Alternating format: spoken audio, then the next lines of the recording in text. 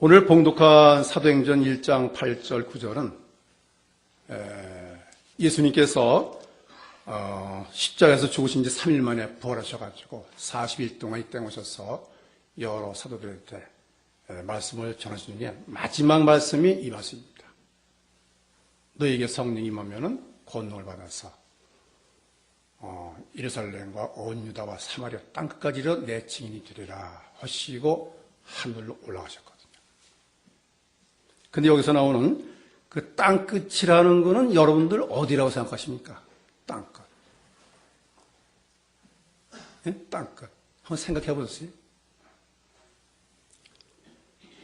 양화진에 가면은 외국인 선교사 묘지가 있는데 거기에 백주년 기념관 할 때의 그 시를 정연희 씨가 썼는데 거기 이렇게 써 있어요. 이 땅을 하나님께서 정하신 땅끝을 알고 선교를 하다가 몸든 선교사들 이렇게 딱 나와 있어요. 그 당시에는 130년 전이죠. 미국이나 이런 캐나다 선교사들이 여기를 땅끝을 알았어요. 근데 저는 땅끝이 저 아프리카나 뭐 유럽 저 남미라고 하는데 땅끝은 바로 이제 북한입니다. 왠가 하니 다른 나라는 쭉 가보면은 인터넷 표현지 비행기 타고 얼마든지 갈 수가 있어요. 그러나 북한은 지금 갈 수가 없습니다. 인터넷도 안 되고 표현지도 안 되고. 그래서 이 시대에 하나님께서 우리에 대해 마지막 당부하신 말씀을 실천하려면 북한에 전도를 해야 돼요. 그래서 오늘은 제가 말씀을 북한의 현실이 어떻고 또 북한에서 넘어온 탈북민들이 지금 한국에서 어떻게 신앙생활을 하고 있고 또 우리가 어떤 절차를 관해서 통일을 하고 통일된 후에 우리나라가 진짜 경제적으로나 영적으로 큰 나라가 돼서 전 세계에 하나님 말씀을 전하는 장자국으로서 하나님께 영광 돌릴 수 있을까? 여기에 대해서 우리 교회나 또 우리 기독교인으로서 어떻게 하는 것이 북한에 선교하는 것인가?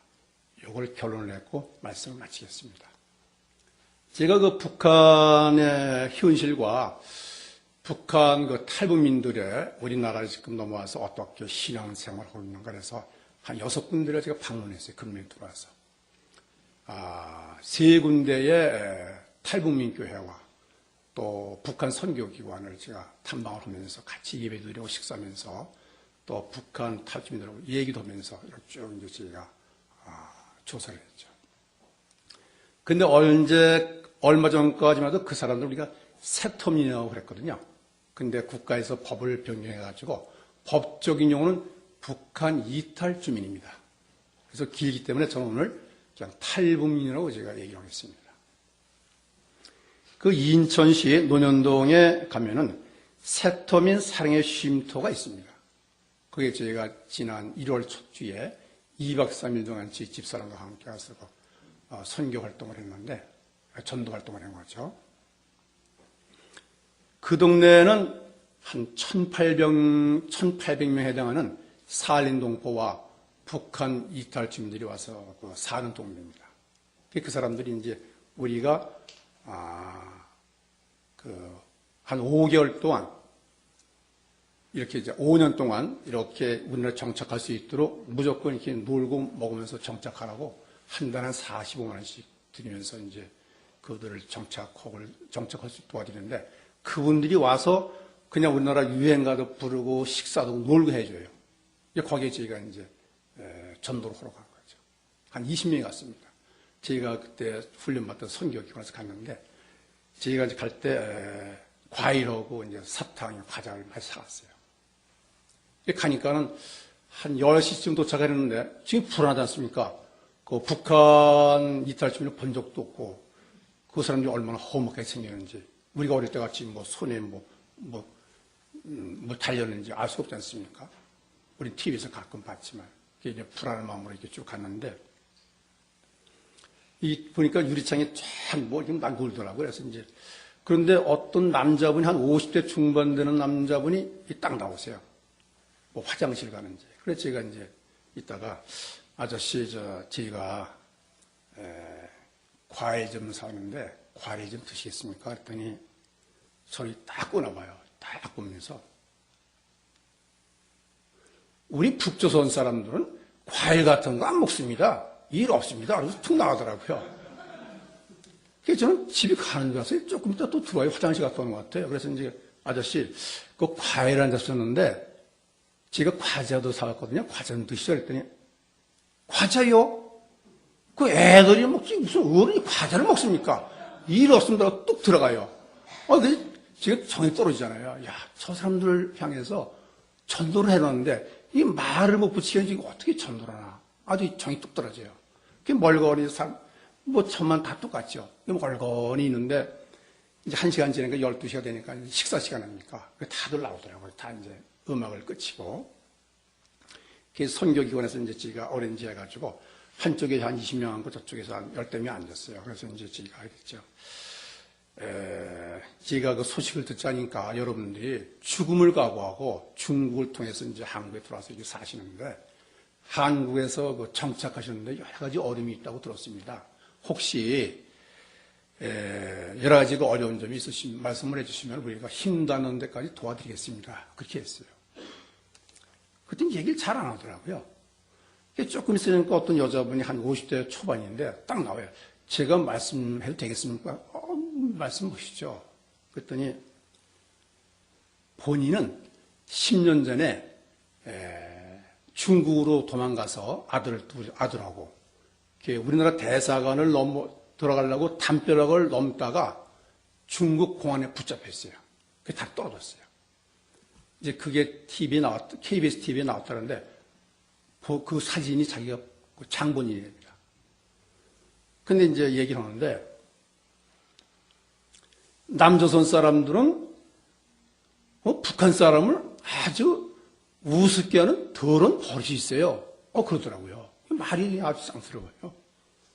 그러면서 한 얘기가 그러기 때문에 우리 북한 사람들이 와서 취직을 해도 3개월 못 버틴대요. 너무 무시하니까. 그래서 싸우고 나온답니다.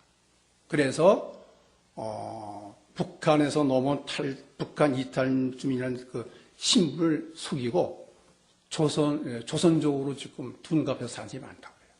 그러니까 어떤 사람은 미국이나 영국으로 다시 이민 가고 어떤 사람은 북한으로 다시 들어간 사람도 있어요. 그게 심각합니다. 그러면서 제가 제일 싫어하는 사람은 예수 믿는 사람이고 목사입니다. 그래요. 그 횡간이 북한에서는 이렇게 가르치는데요. 외국에 나가달랑 십자가 있거나 교회당이 발견은 무조건 도망가라. 거길 붙잡혀가면 지하에 끌려가서 이 사람 껍질을 벗기고 죽는다. 이렇게 아주 교육받대요. 그러니까 아주 교회나 이런 건 싫고. 그러고 또 우리한테 와서 뭐 이렇게 돈을 주고 도와주는데 그게 미국서 많이 원조를 받아가지고 다 띄워먹고 우리한테 조금 주는 거 아닙니까? 그 사람들이 우리를 믿고 돈을 벌고 있어요. 이렇게 또 얘기를 해요. 얼마나 거짓말을 배운 겁니까, 사람들. 그래서 저희가 거기서 아주 굉장히 실망을 했어요. 야, 이 북한 선교 엄청 힘들구나. 그리고 제가 실망으로 한 달 있다가 제가 1월 초부터 여기 나왔거든요. 2월 달부터 우리 담임 목사님한테 양해를 구하고 제가 북한에서 넘어온 탈북민들만 모여서 기도 예배드리는 장소가 있던데 제가 한번 가보려고 합니다. 그러니까 제가 그런 때는 1부 예배를 나오고 2부는 글로 가겠습니다. 양해를 받고 물어물어서 이 가양역 1번 축으로 나오면 그 국민회이 있고 국민회의 뒤에 6층짜리 건물인데 그 2층에 이 파랗게 간판이 있어요. 제가 할 때는 간판도 없었습니다. 물어물어 갔죠. 이 친구는 간판을 따냈어요. 뉴 코리아라는 교회가 있습니다. 이렇게. 거기 들어갔더니 저도 불안하지 않습니까? 그래서 딱 갔더니 우리 본당이 한 20평 정도 돼요. 근데 한 20명이 모이더라고요. 20명에서 18명이 탈북민이고 한 2명이 한국 사람이에요. 근데 그 교회는 특징이 담임 목사님은 뭐 30대 후반에 정영신 목사님이고 그분 남한 사람입니다. 사모님이 김원진 사모님인데 이분이 10년 전에 그 함흥에서 북한을 탈출해가지고 우리나라에 와가지고 엄청 고생한 거죠. 지금 많이 도와주면 그 당시엔 잘 도와주지 않았거든요. 이제 통일부에 이제 임시 공무원으로 일하면서 대학에서 이제 사회복지학을 공부하고 지금 이제 또 신학을 공부하는데 5살, 3살 된 아기 둘이 있고 또 아직 임신해서 이제 또 출산을 기다리고 있더라고요.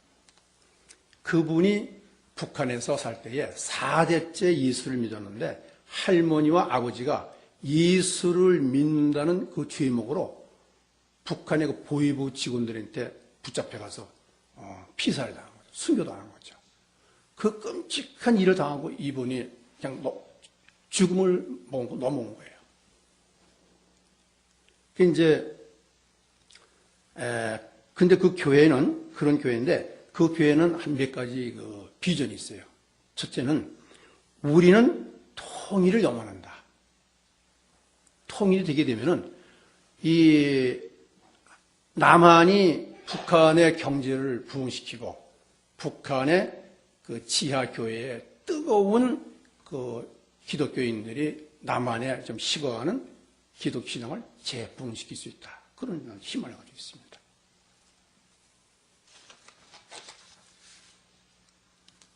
따라서 통일된 한국은 영적으로나 경제적으로 부흥이 되는 대박이다. 이게 얼마 전에도 이제 박근혜 대통령이 그랬습니까? 통일은 대박이다. 그렇게 얘기를 했는데 지금 북한에서 조금 저렇게 이상한 활동을 하니까 지금 약간 주춤한데, 그래서 남북 통일은 필수적이고 하나님의 뜻이다. 그리고 통일된 북한 주민들은 중동의 이슬람 사회주의 국가에 가서 복음을 전하게 된다. 왜냐하면 북한은 그 중동의 여러 그 사회주의 국가들과 수요가 됐기 때문에 얼마든지 갈 수가 있거든요. 근데 우리나라는 지금 갈 수가 없습니다. 우리 남한 사람. 그래서 북한 이탈 주민의 선교는 하나님께서 우리에게 주신 절대절명의 기회다.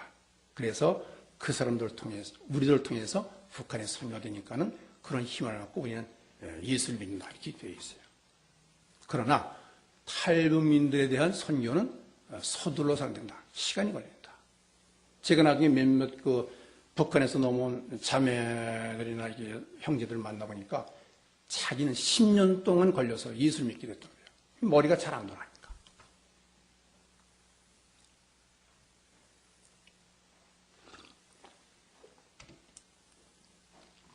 그리고 이제 그 다음에는 제가 그 영등포 구청 부근에 가시면 그 황금종 교회라고 있어요.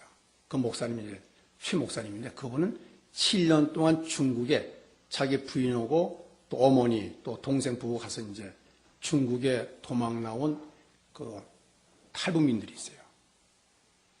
지금 우리나라 한 3만 명 되는데 거긴 10배 30만 명이 지금 중국 넘어와서 숨어 삽니다. 그거는 중국 공안들이 딱 잡히면요. 그대로 북한으로 가기 때문에 북한에 가면 다 죽지 않습니까? 그게 얼마나 숨어 삽니까? 늘 옮겨다니는 거야. 오면은 그냥 덮치니까. 그 사람들을 잘 보호해서 거기다 성경도 가르쳐주고 뭐 밥도 먹여주고 나중에 이제 우리나라로 넘기죠. 이런 일을 7년 동안 하다가 발각이 돼가지고 추방을 당했습니다.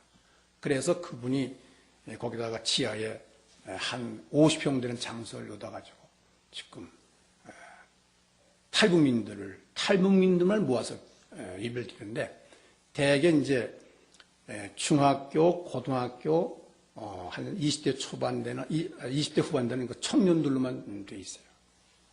그 제가 가니까 이제 대회 때 갔죠. 그랬더니 한 30페이지 되는 그 중요한 성경 구조를 우리 교동문 있지 않습니까? 그런 거를 그냥 계속 읽어요. 딱 같이 통독을 했는데 거의 다 외다시피 했죠. 우린 잘 모르겠는데. 그렇게 하고 이제 1시간 동안 율동 찬양을 합니다. 제가 율동 찬양을 1시간 하는데 한 반을 좀 지쳤는데 어떻게 하냐면요. 이게 우리는 이게 이제 우리 아까 나왔지만은 찬양을 이렇게 치잖아요. 뭐 이렇게 치려고 이렇게 치다 이렇게 있는데 그 사람도 이렇게 쳐요. 45cm. 우리가 TV보면 왜 김정일이 또 암소 입고 그 박수를 잘못 치면 붙잡혀가서 죽는 거예요. 그 소리는. 그거 뛰는데, 일부러 뛰는데, 그 그 사람들 뛰어들기 이렇게 한 시간 뛰는데요. 뭐 땀이 나면 저 이상 뛸 수가 없어요. 그래서 제가 보기에 저 사람들이 예수를 제대로 믿으면은 우리 남한의 기독교보다 한 몇 배는 잘 믿을 것 같아요. 그 왜냐하면은 사실 기독교는요, 평양으로부터 들어온 거 아닙니까? 평양에 1907년에 대부흥이 있지 않습니까? 대부흥이 됐는데, 우리 남한들은 상대가 좀 더 뜨겁습니다, 그 사람들. 뭐든지 생명을 거는 사람들이니까. 그래서 이제 같이 예배를 드리는데, 지 눈치를 채시고, 치 목사님이 목사님이시죠? 왜 그렇습니까? 저하고 잠깐 얘기 좀 하시죠. 그러니까 식사하는데 저는 식사를 이제 딴 데 또 갈 게 있기 때문에 식사를 못하고 이제 그러니까 책을 하나 주시더라고요. 그분이 쓴 책인데, 내래 이제는 죽어도 한없습니다. 600페이지 되는데, 한 200페이지 읽었는데, 그 중에 두 가지만 제가, 말씀을 드리겠습니다. 그 북한에 이제 임신부가 이제 출산하러 이제 조선에 갔을 거 아닙니까? 근데 너무 굶어가지고, 1980년대에는 한 200만 명이 굶어 죽었다. 사실입니다. 먹을 게 없어가지고. 뭐 쥐도 잡아먹고, 뭐 남의 집 와서 쌀 퍼하는 건 뭐 말도 못해요. 그런 정도 나옵니다. 근데 임산부 너무 이제 힘드니까, 이제 그 출산하면 여성들이 힘들지 않습니까? 그 며칠 해가지고 이제 힘을 주는데 애가 안 나오니까 이제 그 간호사가 눈물을 흘리면서 너무 힘드니까 그걸 보다가 아줌마의 고통을 장군께서 아십니다. 그러면 눈물을 흘리는 거예요. 그러니까 이 임산부가 눈물을 흘리면서 장군님 죄송합니다. 더 이상 섬기지 못하고 먼저 가니 용서해 주세요. 이렇게 하면서 애를 낳고 숨을 딱 죽어버리는 거예요. 얼마나 심각합니까? 그 사실 여성들이 임신하면 먹고 싶은 게 얼마나 많습니까? 근데 그걸 못 먹으니까 얼마나 사람이 비참해요. 그런 그 내용이 한번 나오고요. 또 두 번째는 그 북한 사람은 이 지구상에서 가장 잘 먹고 잘 사는 나라로 지금 선회가 되어 있어요. 그래서 아이들이 뭐 유치원 같은 데서 이 죽을 먹으면서도 남한에 이런 죽도 못 먹는, 죽 못 먹고 죽어가는 아이들을 묵념을 하고 식사를 냅니다. 그 아이들이 우린 죽도 먹고 때에다가 가끔 이밥도 먹는데, 남한의 어린이들이 얼마나 불쌍해서 묵념을 하고 밥을 먹는데. 여러분들 이밥을 아세요? 이밥. 예, 우리 한 60대 이상은 일을 알지만은 지금 30대 이는 일을 못하면 일을 볼 수가 없지 않습니까? 다 죽어가지고. 그 이가 꼭 쌀같이 생겼어요. 그래서 이밥이라는 얘기가 나옵니다. 옛날 어릴 때 우리는 가려면 그냥 이가 나오지 않습니까? 그러니까 참 그렇게 비참해요.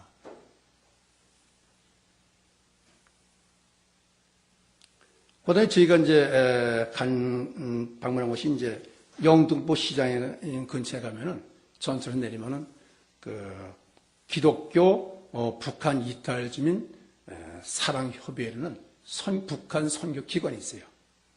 그 선교기관에 이제 이사장 되는 분은 그 러시아에서 14년 동안 그 북한 사람들을 대상으로 선교를 하시던 분인데, 지금 그런 그 선교기관이 통일부에 등록된 게 한 350개 된다고 해요. 근데 그 선교기관에 사업 목표가 5개가 있습니다. 첫 번째는 통일로 북한 지역에 가서 그 각 시도에 다니면서 그 선교를 담당할 민간 선교사를 174명을 키우는 일을 하고 있습니다. 지금 한 90명을 키우고 있어요. 매달 무슨 그 사람도 직업이 있으니까 데려다 같이 교육을 시키는 거죠. 나 북한에 가게 되면 어떻게 선교를 한다. 이제 그런 게 목적이고요. 두 번째, 탈북민들이 일할 수 있는 직장을 알선해주는 일도 하고, 그 다음에 세 번째는 그 탈북민들의 이 북한의 정착 지원 및 자활 능력을 부여해 주는 거죠. 사업을 할 수 있고, 식당을 해야 되니까. 지금 알아보니까 식당들 많이 해요. 여기 길 건너가시면요, 그 뼈해장국 있지 않습니까? 거기서 이렇게 왼쪽으로 하시면 조금 내려가면 그 블루클럽이라고 남자들 머리가 안 되어 있어요. 거기에 그 책임자 이발사 여자인데 그분이 10년 전에 우리나라에 넘어온 거 탈북민이다. 제가 지금 가끔 가요. 그 집에 가서 이제 머리 감으면 전도하려고요. 그 교회를 가본 적 때 한 번도 가본 적이 없더라고요. 너무 갑자기 그러면 곤란하니까 조금 있다가 제가 전도를 하려고 하는데 꼭 요새 이발사 뭐 식당 이런 걸 많이 합니다. 그리고 이제 기독교 사상으로 이제 그 건전한 생활을 도모해 주던데 그 북한에서 넘은 사람은 술, 담배를 엄청 피고 먹어요. 술, 담배. 그 다음에 정조관념이 없습니다. 어제도 텔레비 보니까 북한에서 넘어온 여군인데 북한에서 여군이 그 남자 군들하고 뭐 이렇게 연애하는 건 뭐 보통이에요. 지금 와보니까 그게 이제 죄다 하는 걸 느꼈죠. 북한에서 아주 뭐 원래 공산주의라는 게 이 도박, 섹스, 이 술, 이건 무제한 주는 겁니까? 왜냐면 정치에 신경을 안 쓰고 그쪽으로 머리를 돌리는 거죠. 이게 공산주의 아닙니까? 그리고 마지막으로 이제 탈북민들이 통일에 자기 고향에 가서 농사를 짓거나 축산할 수 있도록 우리 남한의 발전된 영농 기술과 축산 기술을 이제 가르쳐주는 그런 역할을 하고 있습니다. 그래서 이제 이런 여러 가지 선교기관과 탈북민 교회를 쭉 다니면서 제가 이제 이 정령을 이뤘습니다. 그 국내 탈북민들은 70년간 김일성을 우상으로 삼아서 이렇게 쇠뇌가 된 사람들이기 때문에 우리하고 잘 대화가 되질 않아요. 말을 하면 말을, 우리가 딱 하면 어야 되는데 오질 않아요. 이게 머리 구조 다르기 때문에. 하물며 북한에서는 애들이 태어났습니까? 그러면 우린 엄마 아빠를 먼저 배우잖아요. 엄마 아빠를 말을 배우기 전에 그 집안에 김일성 부자의 사진이 걸려 있습니다. 사진과 액자가 있어요. 그래서 아이들이 그걸 아침에 일어나면 띄워서 먼지를 닦고 다시 걸고 경례를 하고서 합의에 이르기 시작해요. 그러니까 평소에 그랬으니까 그 사상이 아주 굳어버린 거죠. 그래서 지금부터 한 26년 전으로 제가 기억되는, 제가 그때 어느 대학에서 이제 교수와 같이 식사를 하면서 12시 식사를 하는데 뉴스가 나오더라고요. 김일성이 죽었다고. 제 기억이 나는데 그때 당시에 김일성이 죽으면서 그 뉴스가 북한에 퍼지니까 그 수많은 북한의 이민들이 실신했다고 해요. 지금까지 그 수령님 은혜까지 먹고 살았는데 앞으로 누굴 믿고 사냐? 누가 밥을 먹여주냐? 그리고 평양에 가면은 이 큰 김일성 동상 있지 않습니까? 그 동상에 수십만의 그 이민들이 모여가지고 목 놓아 울다가 실신해서 죽은 사람이 뭐 한둘이 아니됩니다. 그만큼 이게 참 대단합니다. 그 다음에 이제 북한에 여러 가지 사상이 있습니다. 뭐 주체사상, 뭐 강성대군, 뭐 이런 있는데 그 중에 또 지독한 게 붉은기 사상입니다. 붉은기라면 이제 빨간색 깃발 아닙니까? 그 사상인데 그건 뭔가 하면은 북한에서는 이 공산주의나 사회주의를 배반도 하지 말고 또 혁명적 기지를 해서 북한을, 남한을 통일하는데 살아서는 수령님 은혜 가운데 살다가 죽어서는 그 붉은기에 이 몸이 쌓여가지고 영도자 품 안에서 영생을 누리는 것이 우리의 사상이다. 그러니까 얼마나 무섭습니까? 이게 우리 기독교 사람은 정반대예요. 왜냐하면 우리는 살아서는 하나님의 은혜 가운데 살다가 죽으면은 낙원에서 휴식을 취하다가 예수님이 재림하시면은 같이 함께 부활해서 영원한 그 하늘나라에서 영원히 사는 게 우리 꿈 아니고 우리 사상입니까? 근데 왜 이런 그 붉은기 사상 같은 것이 생겼냐면 원래 김일성이라는 사람이 원래 태어나기를 1912년에 태어났는데 그 어머니 아버지가 다 기독교인이에요. 아버지는 김형직이라는 사람이 이제 아주 기독교인 집사고 어머니가 강반석 권사님인데 그 외할아버지가 장로님입니다. 어릴 때부터 교회 열심히 다녔어요. 열심히 다녔는데 중학교 때 중국 공산당의 그 맛을 알아가지고 거기에 들어간 거죠. 그 사상을. 그 나중에 이제 커서는 그 빨치산에 가서 이제 그 항일 투사였거든요. 항일 투사. 근데 어떻게 이제 일본을 자꾸 잡아가니까 그 소련의 스탈린하고 접목이 돼가지고 공산주의 완전히 돼버린 거죠. 그 사람 사상이 원래는 그렇지 않은 사람인데 그렇게 표현한 거죠. 그 한 사람 사상 변화 때문에 지금 북한이 저렇게 엉망이 된 거 아닙니까? 그 다음에 함께 현재 북한은 지금 여기 나와 있는 탈북민들은요, 이 휴대폰으로 북한 그 친척들로 전화해요. 저 봤어요. 전화됩니다. 전화되기도 하고 가끔 전화가 돈 보내달라고. 그럼 돈은 어떻게 보내냐면 중국으로 통해서 계좌로 보내는데 그 코미션이 한 10% 내지 한 30% 하던데요. 그 돈을 계속 보냅니다. 돈도 보내고 전화로 해서 너 예수 믿어라. 탈북민들을 통해서 복음도 전하고 돈도 지금 가고 있죠.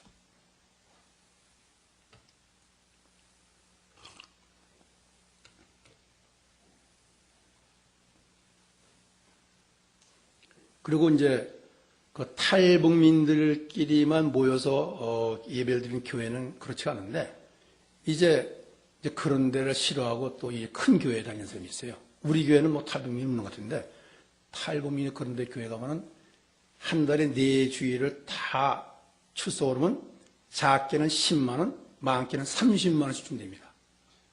그 사람들 돈 받으러 교회 다니는 거지 예수 믿으러 다니는 게 아니에요. 그러니까 어떤 사람은 돈이 필요하니까 2군데, 3군데도 다닌대요. 그 우리나라에서 45만 원 일단 정착금, 생활비 주고 5년 동안. 그 다음에 이제 아프다고 또 진단하면 또 돈 더 준대요. 100만 원씩 받는데요.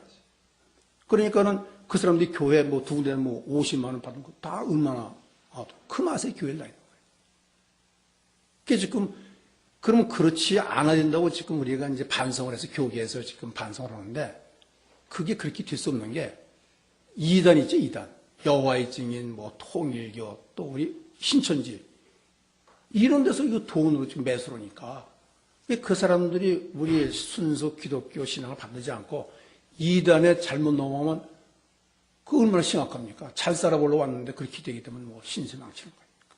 그러니까 이럴 수도 없고 저럴 수도 없고 증화주의가 진퇴한 거예요. 그러나 돈을 줘서 교회를 인도하는 것은 좀 지양해야 되겠다. 지금 이렇게 반성들 하고 있죠.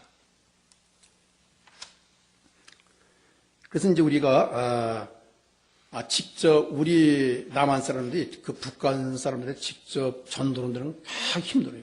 그래서 이제 제일 좋은 거는 그런 탈북민들이 다니는 교회가 부흥해서 그 사람들끼리는 잘 전도가 되니까 잘 부흥할 수 있도록 도와줘야 되고 그다음에 그 북한 전문 선교기관들이 잘 할 수 있도록 도와주는 것이 이제 우리가 할 일이죠.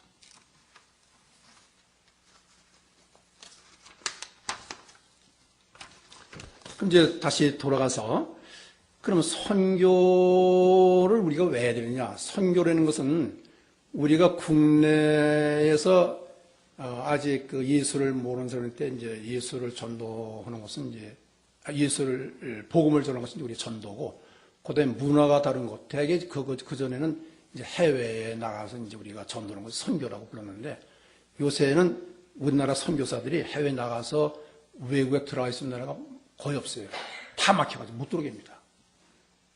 그게 이제 우리가 때마침 우리나라에 지금 한 300만 정도의, 200만 명 정도의 지금 외국에서 사람이 들어와 있습니다. 한 200여 개국에서. 제일 많은 게 중국 사람이죠. 조선족, 뭐 200명. 그 사람들이 지금 뭐 많이 들어왔지 않습니까? 식당에 가면 거의 그 사람들 아닙니까? 식당에. 또 농장에 뭐 축산에. 뭐, 때로 뭐 대학 교수도 있고. 저도 며칠 전에 이제 명성교회 근처에 관리사 가지고 가서 그때 이제 북한에서 넘어온 그 사람하고 같이 밥을 먹는데 그 피자집에 들어갔어요. 근데 이렇게 오는데 얼굴은 한국 사람 비슷한데 한국말을 떠도 못하고 피자를 이제 서빙하는 여자가. 그래서 제가 이제 조금 다오길래 죄송하지만 고향이 어디서 했더니 몽고라고 그러더라고요. 몽고 아가씨인데 아주 키도 크고 잘생겼어요. 근데 한국말 잘 못해서 몇 년 됐습니까? 5년 됐다고 그래요. 근데 5년 됐는데 어떻게 말을 잘하십니까? 했더니 지금 뭐 잘하기는 뭘 잘합니까? 그러는데 그 정도로 지금 우리나라에는 그런 사람들이 빠져가면 지금 이 나라가 형성이 안 됐습니다. 오죽 하물며 그 부부가 맞벌이 하는 데는 그 아이들을 기르라고 또 조선족 사람들을 보모로 지금 다 드리고 있잖아요. 한 달에 뭐 200만 원 준다든가. 뭐 우리나라에 그 외국인들이 엄청 나와 있고, 제가 그때 노방전도활적에 안산시에 원곡동에 가니까 그 거리는 간판이 거의 중국 간판이에요. 그리고 3명이 가면 2사람이 외국 사람입니다. 그 사람들이 가는 그 슈퍼에 갔더니 완전히 샤라샤라 되는데요. 뭐 굉장치도 않아요. 이 종업원들이 중국말에 외국인을 해야만 장사가 되니까 하는데, 우리가 꼭 외국에 간 것 같더라고요. 뭐 이 식당의 냄새도 아주 이상한 냄새예요. 그만큼 우리나라는 이미 다민민족이 아니고 다민족 다문화 사회가 되어버렸습니다. 선교는 그럼 왜 해야 되느냐? 아까 예수님이 지상 마지막 당부거든요. 이 온 세계가 복음화 되면 내가 다시 오겠다 약속을 하신 거니까. 근데 우리나라 지금 뭐 기독교인이 뭐 25%까지 갔다가 지금 뭐 굉장히 많이 떨어졌는데, 캐톨릭까지 합해가지고 한 30% 되는 것 같아요. 아직도 우리나라의 한국에는 예수를 믿는 사람보다 예수를 안 믿는 사람이 3배가 더 많은 거니까. 우리가 이렇게 편안히 주일날 와서 예배나 드리고 집에 가서 편히 쉬고 이렇게 할 때가 아닙니다. 다니면서 계속 전도를 해야죠. 그러면 우리가 이 선교를 할 사람이 해외 나가서 선교를 하고 또 들어와 있는 외국인들을 설교하고 또 탈북민들을 상대로 설교해야 되는데, 어떤 것이 가장 급하고 중요하냐? 이 탈북민들이거든요. 왜냐하면요, 오늘 아침에도 뉴스 봤지만은 이제 우리나라의 각 산업인 뭐 자동차, 선박, 철강 다 있는데 지금 중국이 다 따라와가지고 제대로 되는 게 별로 없어요. 그 선박이 지금 다 구조종을 해가지고 다 이제 대량 감원을 해야 되는데, 구조종이라는 게 감원이거든요. 예를 들어서 우리 아들들이 거기 다니는데 내일부터 회사 간다. 그런 거 식구들 어떻게 먹고 삽니까? 이게 심각한 겁니까? 거제도에 뭐 몇십여 명이 지금 거의 실직 상태가 된다는데, 이렇게 안 해도 또 됐어요. 이렇게 안 하면은 그나마 몇 년 다 망해버리면 그 국가에서 다 빌려준 돈 다 우리가 물어야 되거든요. 그러니까 뼈 아프게 지금 경제 민주화를 해야 되죠. 그렇죠? 또 엄청나게 과외 공부해가지고 대학을 졸업했지만 취직이 안 되었습니까? 지금 반도 안 됩니다. 수출도 지금 뭐 2자릿수로 지금 감소되어 있고요. 그럼 수출도 안 되죠. 취직도 안 되지. 어떻게 할 겁니까? 북한에서 매일 미사일 쏴가지고 뭐 협박을 하죠. 이런 때는 우리가 통일을 한 적이 없어요. 통일을 하되 하나님의 민주통일을 해서 참 이렇게 해서 잘 살면 되는데, 그래서 우리는 탈북민에 대한 선교가 가장 시급하고 중요하다. 왜 시급하냐? 어떤 형태든 간에 통일이 될 거거든요. 지금 이제 계속 긴장하니까는 북한의 이송이라는 외무상이 미국에 달려가가지고 또 유엔 사무총장한테 우리가 미국과 한국의 군사훈련만 딱 중단하면 우리 핵무기 활동을 안 하겠다. 딱 그랬는데 오바마 대통령이 딱 그랬죠. 안 된다.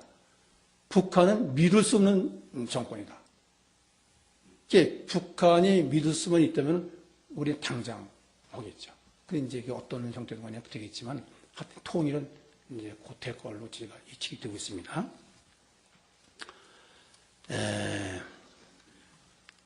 그러면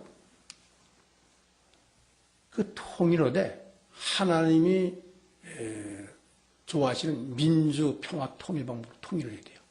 그러면 이 남한 정부와 북한 정부가 지금 통일을 하자고 하는 그 방법이 달라요. 우리 한국 정부는 그 기본이 자주통일, 평화통일, 민주통일을 하자거든요. 일단 서로 불가침 조약을 맺고 민간 경제교류를 한 다음에 동질성이 회복된 다음에 5년이나 10년 후에 완전 통합하자 하는 것이 우리 통일 방법이고, 북한은 그게 아니고 연방제고 우리 민족끼리 통일하자. 다 내쫓고. 그 세 가지 조건이 있어요. 첫째는 미군을 철수해라. 두 번째는 보안법을 철폐하라. 마지막으로 공산당이 남한에서 정상적으로 정치 활동을 할 수 있도록 보장해라. 그 세 가지 우리가 허용을 못 했습니다. 허용 좀 그대로 넘어올 텐데, 지금 미군이 떠나면 이 남북한의 군사 그 역량이 우리가 남한이 열세거든요. 거기 워낙 그 군대도 많고 그래가지고. 그게 지금 이 통일이 좀 안 되는 거예요. 그리고 그래서 우리는 통일하되 하나님의 원하시는 방법으로 통일입니다. 그 다음에 세 번째는 통일된 다음에 남북 간의 사상적 그 갈등을 해소해야 됩니다. 지금 우리 남한끼리 하더라도 여당이 뭘 하자면 야당이 반대하고 야당이 뭘 하자면 여당이 반대하고 그 얘기가 옳고 그런 게 아니고 무조건 상대방 얘기는 반대라는 거예요. 그런데 북한의 그 공산주의 사상으로 물든 사람들 다 섞어놓으세요. 매일 저 국회나 청와대 앞에서 대모할 거 아닙니까? 뭐 죽청도 때려잡고. 지금 이런 상태에서 통일하면 큰일 납니다. 그래서 독일의 어떤 정치가가 얘기했어요. 지금 이런 상태에서 남북한이 통일하면 이게 대박이 아니고 저주다. 그 다음에 세 번째는 그 잘못된 사상으로 물들어진 그 북한의 우리 형제자매들을 우리가 구원해내야죠. 그 김일성이나 한 사람의 생각 잘못으로 그래서 일종의 사탄이죠. 그 사람을 그렇게 생각이 멍들면 사탄이니까 그 사탄 때문에 저 북한이 전부 다 저렇게 헐벗고 굶주리고 자유가 없으니 그 사람도 우리 불쌍하지 않습니까? 다 우리 형제인데 끌어안아야죠. 그걸 구출해내고 그 다음에 북한 땅도 우리 땅이니까 회복을 해야 되고 더 나아가서는 그 고구려 때 만주 땅까지 우리가 회복을 하게 되면은 우리나라가 아마 이 남북한 합한 땅이 한 3배 될 거예요. 그럼 엄청 큰 나라가 되죠. 그래서 그렇게 되면 이제 국력을 키워서 세계 선교 강대국으로 하나님께 영광 돌릴 수 있는 우리나라가 될 수 있다. 그렇기 때문에 우리는 남북한 선교가 심각하다, 또 필요하다 이렇게 말씀을 드릴 수 있겠습니다. 지금 현재 우리나라에 들어와 있는 탈북민이 작년 말 기준으로 2만 9천 명이 지금 넘어 살고 있습니다. 그 다음에 중국에 지금 넘어가서 사는 사람이 그 10배 한 30몇 명쯤 되고요. 그 2만 9천 명 중에 17,000명이 서울, 경기, 인천에 살고 있는데 우리 가양동 저쪽에 가시면 한 500명, 600명이 지금 살고 있어요. 제가 확인해 보니까. 그리고 탈북민들만이 모여서 예배드리는 교회가 한 40개 됩니다. 그럼 우리가 탈북자들을 해서 우리가 선교 방법이 뭐가 있겠는가? 한 세 가지. 첫째는 우리가 이제 여기 남한에 들어와 있는 그 탈북민들을 상대로 직접 선교하는 방법이 있고, 또 중국에 넘어가 있는 30만 명에 대해서 잘 보면서 그들한테 예수를 전파하는 게 있고, 마지막으로는 그 사람들을 잘 우리 데려와야죠. 근데 그 사람들 다 먹여 살려고 돈 줘야 되니까 너무 많이 떠마도 큰 문제예요. 지금 예산도 없는데, 국가 예산도 없는데. 그러면 우리가 남북 통일이 되게 되면 어떤 기대를 우리가 할 수 있느냐? 이걸 잠깐 말씀드리겠습니다. 지금 남북 통일이 되게 되면요, 남한의 자본력과 이 기술력, 세계적인 기술력이니까 거기다가 북한의 그 지하자원과 풍부한 주화자원과 그 북한의 싼 노동력, 이 네 가지를 잘 복합해서 정치를 하게 되면 진짜 대박이 아닙니까? 대박이 터지는 거죠. 우리 북한에서 얼마나 건설자라고 얼마나 공장을 잘 돌리겠어요. 싼 노동자 가지고. 그러니까는 노인 가지고 얼마나 상품값이 내려가서 수출을 하겠습니까? 지금 우리나라의 1인당 국민소득이 연간 27,500달러로 지금 집계가 되었습니다. 일본이 32,000. 일본이 원래 잘 살았는데 한 20년 동안 경제가 후퇴하는 바람에 우리하고 조금 차이 별로 안 나요. 그리고 미국이 한 41,000불. 요새 유럽에서 대난이나 룩셈부르크가 한 10만 불 넘거든요. 근데 북한은 얼마인지 아세요? 북한 583달러. 세계에서 가장 못 사는 나라입니다. 북한이, 남한이 북한의 48배 잘 살고 있어요. 48배. 50배죠. 근데 굉장히 오래전에 이 동독하고 서독이 통일될 때 그 격차가 얼마냐면 10대 1이었어요. 10대 1이 된데도 통일한 후에 그 독일이 굉장히 힘들었거든요. 통일병 때문에. 근데 지금 50대 1인데 지금 통일은 어떻게 되겠어요? 지금 당장 할 수가 없죠. 그 다음에 인구학적으로 보면은 남한에 한 5천만 명, 또 북한에 한 2,500만 하면 7,500만 명 우리가 이제 되지 않습니까? 그러면 이게 얼마나 큰 나라냐면은 지금 독일이 8천만 명밖에 되질 않아요. 그리고 이탈리아가 한 5천만 명, 프랑스가 한 6천만 명. 그러니까 뭐 그 나라하고 이제 우리가 비등에 사는 거죠. 비등에 살게 됩니다. 그래서 경제적으로나 인구학적으로나 우리가 굉장히 아주 강한 나라가 될 수 있다. 그래서 남북 통일은 꼭 돼야 되는 것이다. 그런 말씀을 드립니다. 그러면 이게 다 좋은데, 그러면 이 통일이 잘 안 되는데, 그러면 여러 가지 이제 우리가 겪어야 될 일이 많지 않습니까? 그러면 우리 교회, 또 우리 기독교 개개인으로서 그럼 어떻게 이 통일을 하고, 하는데 우리가 어떻게 해야 되느냐, 구체적으로. 그냥 말만 하고 끝난 게 아니고, 구체적으로 한번 우리 따져보겠습니다. 지금 우리나라에 교회가 한 5만 개쯤 되거든요. 5만 개. 5만 개. 그래서 이 각 교회마다 이 추상적인 선교보다는 북한 선교 부를 만들어야 돼요. 북한 선교. 뭐 이름이 북한 선교부든 또 통일 선교부든 북방 선교부든 그 부서를 만들고 그 부서가 중심이 돼서 그 탈북민들도 가끔 데려다가 간증도 들어보고 또 북한 선교 전문 목회자들도 모셔다가 얘기를 들으면 우리가 스스로 이제 북한 선교에 대한 붐이 일어나는 거죠. 그리고 그 부서를 중심으로 중보 기도를 해야 돼요. 중보 기도는 뭐 하냐면은 김정은 정권이 핵을 포기하고 자유통일만이 북한이 살 수 있는 유일한 방법임을 깨닫고 오판을 하지 않도록 성령께서 강하게 역사해달라고 우리 기도를 해야죠. 지금 우리가 제일 무서운 게 그 김정은 정권이 오판이거든요. 싸움은 우리가 이기지 않습니까? 그런데 저 사람들은 기습으로 한 하루 이틀 내에 딱 폭격을 해가지고 일본이나 미국의 어떤 지원군이 오기 전에 딱 먹어버리는 게 그것이 꿈이거든요. 근데 그럼에도 불구하고 김정은이가 33살밖에 안 되는 어린아이거든요. 우리도 집안에서 보면 33살 먹은 아들들은 부모 말을 잘 안 듣습니다.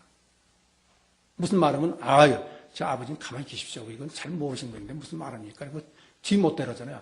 근데 자꾸 그러면 이제 앞뒤 안 그러고 그냥 일을 하는 거 아닙니까? 그 사람도 마찬가지예요. 계속 미국 막 쪼으면요. 한번 그 쏴라. 그러면 만약에 남한에 뭐 서울에 하나, 대전에, 부산에 떨어졌다. 그 순간에 몇천 명 죽을 거 아닙니까?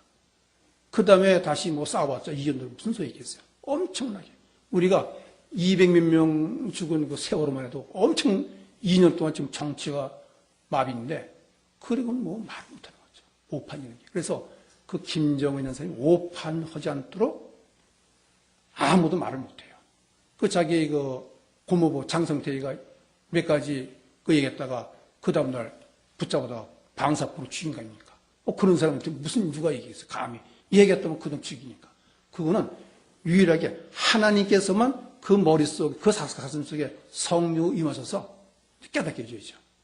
깨닫게. 그 뭐 북한을 망하게 하는 게 아니고, 네가 핵만 포기하게 되면 나만이 도와주는 거 아니냐. 그럼 뭘 그러느냐.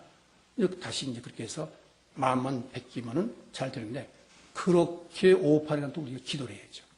그 우리 기독교인들이 굉장히 책임이 큽니다. 그 다음에 이제 탈북민 교회가 잘 부흥할 수 있도록 기도하고 또 물질로서 도와주고 우리가 또 지원해야죠. 제가 가보니까 그 뉴코리아 가교회를 가보니까 6개 큰 교회들이 도와주는데 한 달에 한 번씩 교회에서 교대로 대회에 한 10명씩 그 선교에서 같이 예배를 드리고 놀아주고 식사하면서 이렇게 하더라고요. 그리고 북한 선교 전문기관들이 또 자기들의 일을 잘할 수 있도록 그것도 우리가 지원해야죠. 그래서 5가지가 우리 개교에 또 중심으로 우리 개인들이 북한 선교를 할 수 있는 구체적인 방법이 되겠습니다. 이렇게 지금 말씀을 드리는데 오늘의 북한이 이렇게 심각하고 또 북한 선교가 이렇게 힘들고 그나마 우리 남한도 힘든데 통일은 되긴 돼야 되는데 그 절차가 우선 북한 이탈주의에 대한 선교가 가장 시급하다. 이렇게 말씀을 드리겠습니다. 같이 기도하겠습니다.